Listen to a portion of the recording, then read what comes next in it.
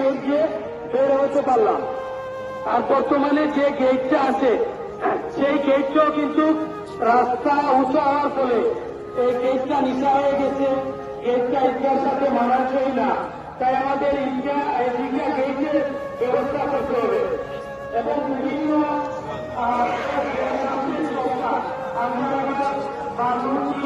বিভিন্ন জায়গায় বন্ধ হয়ে গেছিল, বিভিন্ন জায়গায় সরকার দেওয়ার ব্যবস্থা ছিল না।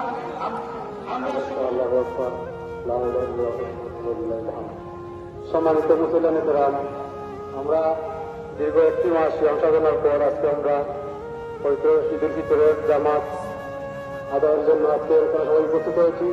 সবাইকে আমার ব্যক্তিগত পক্ষ থেকে শুভেচ্ছা ও পবিত্র ঈদ উল ফিতরের শুভেচ্ছা। প্রিয় এলাকাবাসী, আসসালামু আলাইকুম রহমতুল্লাহ বারাকাতুহু। দীর্ঘ এক মাস সিয়াম সাধনার পরে আজকে আমরা পুরস্কার গ্রহণের জন্য আমরা ঈদগাহে সমবেত হয়েছি ঈদ উল ফিতরের দিন। সবাইকে ঈদের শুভেচ্ছা, ঈদ মুবারক। চেয়ারম্যান সাহেব যে ঈদগাহ উন্নয়নের জন্য যে প্রস্তাবনা উনি পেশ করেছেন, যে ঈদগাহ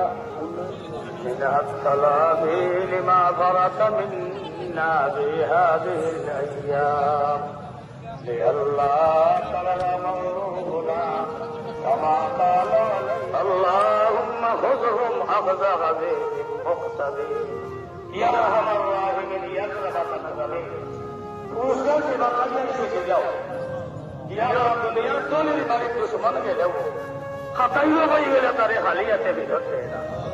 আল্লাহ তোমার দরিয়ে আমাদের বুঝলে না, মায়া মায়া করে পরিষেবার নাই।